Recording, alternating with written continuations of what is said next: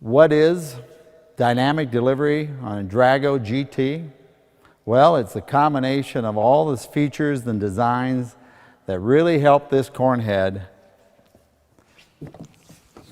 Take the corn plant, especially a down corn plant, pick it up, get it into the row unit, take the ear off with less trash, gently move up the deck plate into the auger, gently move the ear to the center, to the feeder house, get it into the feeder house, and keep it in the feeder house.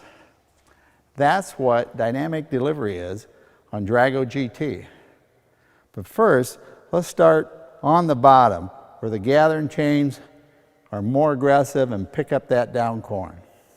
Now for a closer look at the gathering chains. On the Drago GT, the gathering chains are the most aggressive in the industry. That means the gathering chains overlap, the fingers overlap on the bottom, which gets behind the stock completely, lifts it, pulls it into the row unit, and then the fingers fade away. Why? So you have less trash going into the corn head.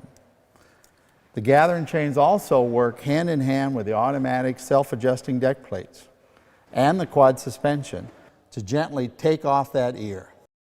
Okay, now we've taken that ear off with less ear bounce and less shelling than any other head. Now it's time to move it up the deck plate. Deck plate angle is very important.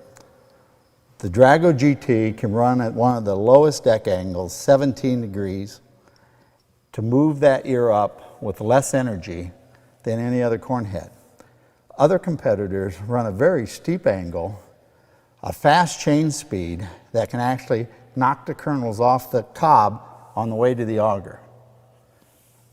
That's why you want to have a flatter head angle, slower chains, aggressive, but slower chains to gently move the ear up to the auger. Now we've gotten the ear of corn into the auger, but just not any auger. Drago GT's auger has the largest diameter of any major corn head brand in the industry. It has a deep trough. It runs a 28-inch pitch, which gives it a lot of capacity to carry corn and material rapidly but gently to the center of the head. The auger turns at barely over 100 RPMs. That creates that gentleness.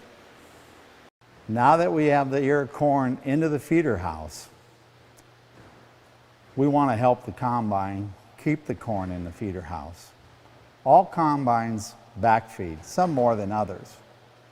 With the large center tube of the Drago GT's auger, we do a better job than anybody else of keeping the corn